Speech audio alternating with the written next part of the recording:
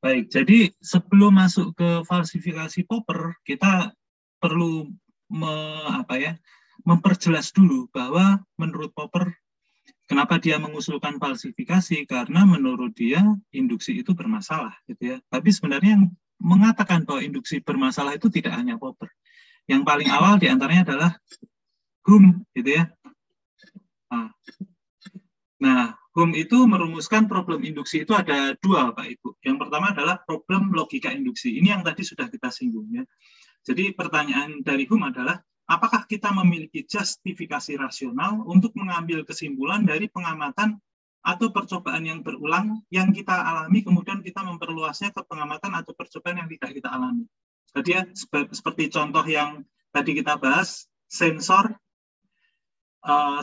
itu kita uji di lab kita dengan kondisi operasional tertentu. Tapi di lab lain dengan kondisi operasional yang sama, menurut Hume nggak ada justifikasi rasionalnya. Meskipun sama, bisa aja hasilnya beda, gitu. Kata Hume seperti itu. Nggak ada yang bisa jamin. Apakah boleh kita simpulkan bahwa esok hari matahari akan terbit dari timur berdasarkan pengalaman sebelumnya bahwa setiap hari matahari selalu terbit dari timur? Gitu. Wah, ini ngeri juga ini. Hume menjawab dengan yakin, loh. Dia yakin nggak bisa kita menyimpulkan seperti itu. Bisa aja tiba-tiba besok matahari terbit dari utara, gitu misalkan, atau matahari besok nggak terbit. Wah, ini ngeri juga.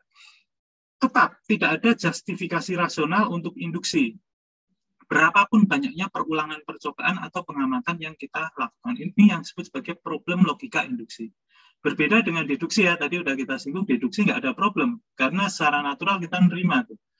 Kalau ada kebenaran general, berarti yang partikularnya pasti ikut benar juga, gitu ya.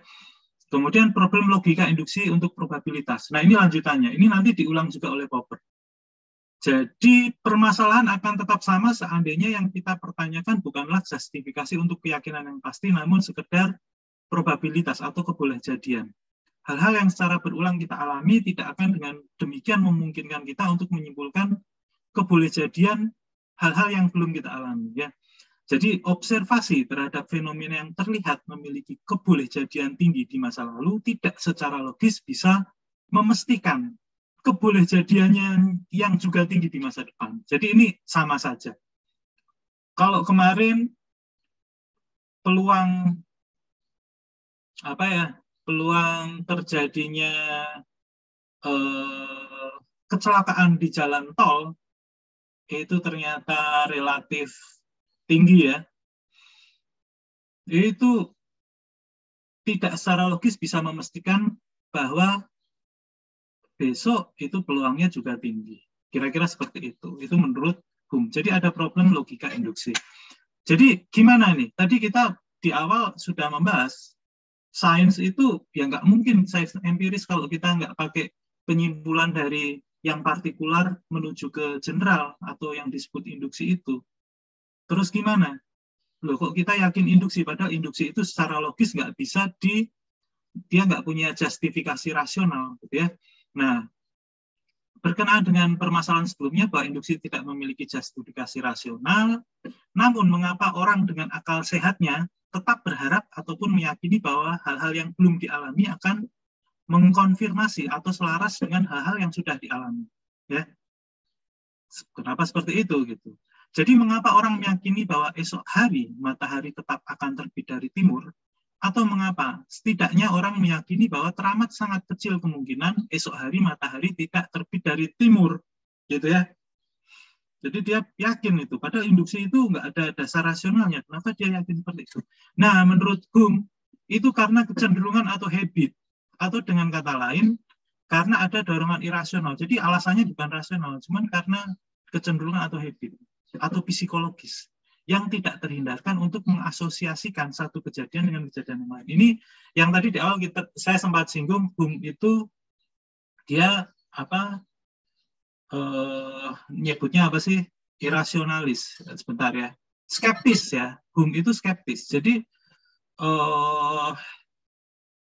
dia menganggap kejadian apapun yang berurutan, jadi misalnya kita memberi gaya pada sebuah benda, kemudian benda itu bergerak, itu tidak membuktikan adanya sebab akibat antara gaya dengan benda. Gitu ya. Dia skeptis, dia menganggap kausalitas itu nggak bisa dibuktikan. Maka karena nggak bisa dibuktikan secara empiris, kita nggak usah percaya kausalitas. Yang kita lihat itu hanya urutan kejadian saja, bukan kausalitas. Kata Hume seperti itu.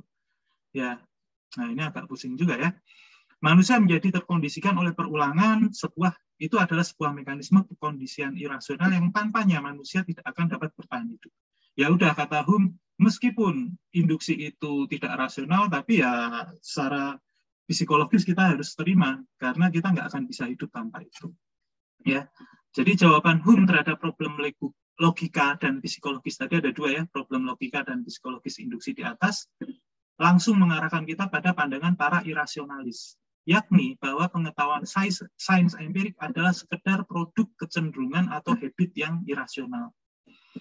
Jadi nggak ada landasan rasional itu sains empiris. Tadi ketika kita katakan bahwa di lab ini itu sensornya bekerja dengan ketelitian sekian, kita nggak bisa menyimpulkan sebenarnya bahwa di lab lain dengan syarat yang sama dia akan bekerja dengan performance yang sama, nggak bisa gitu. Ruwet ini ya. Nah ini sebenarnya lanjutan aja. Nanti mungkin Bapak Ibu bisa baca lebih rinci ya. Jadi Russell kira-kira mengatakan hal yang sama. Ya, menurut Russell, waduh, gimana ini? Ini mungkin kira-kira bahwa kalau kita menolak induksi, maka empirisme itu nggak akan jalan nih. Bahwa empirisme itu kan berarti kita membangun sains itu berdasarkan bukti-bukti empiris, gitu ya. Nggak bisa jalan, karena kita yang tadi itu, kita harus menyimpulkan dari yang partikular ke yang general, nggak jalan ini. Tapi kalau induksi diterima, maka empirisme bisa konsisten, ya, bisa konsisten. Induksi kita terima aja lah, gitu, supaya empirisme itu bisa jalan. Nah ini menarik nih, nanti yang bagian bawah ini Bapak Ibu bisa baca ya, slide-nya tadi rasanya sudah dibagi. Jadi empirisme itu seperti yang mungkin sudah disinggung Pak Din beberapa waktu yang lalu, empirisme itu menganggap bahwa semua pengetahuan itu sumbernya dari pengalaman, gitu ya. Nah, padahal induksi ini adalah prinsip yang tidak bisa diturunkan dari pengalaman. Dia harus kita terima aja, dia prinsip psikologis tadi ya. Nah, protes dong, yang penentang empirisme itu protes. Loh, Anda itu katanya empirisme murni, tapi kenapa menerima induksi? Kira-kira seperti itulah ya.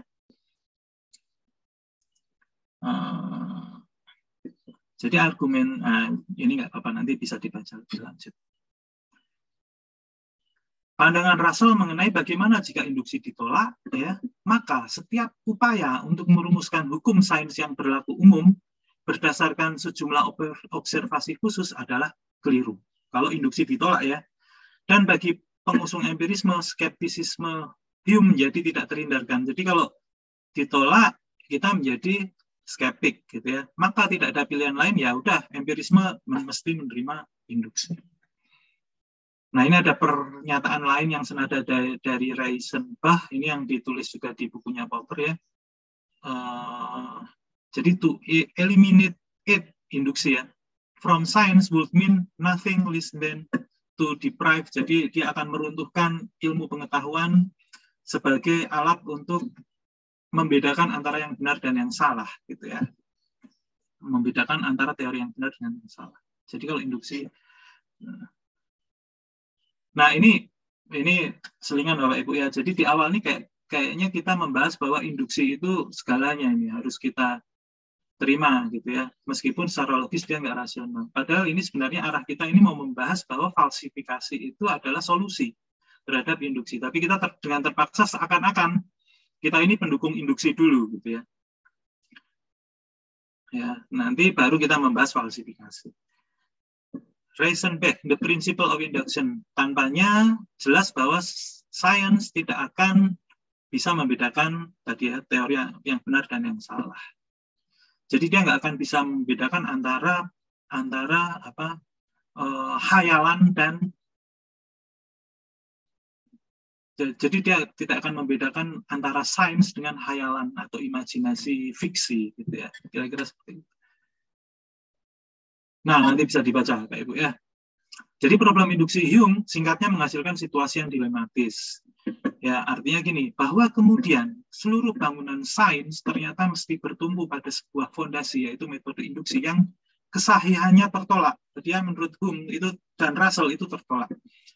Itu adalah kenyataan yang aneh dan sulit diterima. Hal ini menyebabkan sebagian filosof empirik ini Bapak Ibu ya, berbalik menjadi skeptik, irasionalis ataupun mistik gitu ya. Jadi dia meninggalkan sains gitu ya, meninggalkan metode ilmiah gitu. Karena dasar dari metode ilmiah itu induksi, dan induksi itu secara logis nggak bisa kita terima. Filosof empirik gitu ya.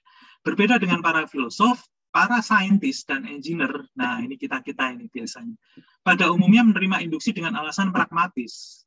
Karena mereka berpandangan bahwa sains jelas bermanfaat secara praktis. Mereka menerima induksi dengan mengabaikan problem filosofisnya. Jadi problem filosofisnya tetap nggak terselesaikan, tapi ya udah kita terima aja lah.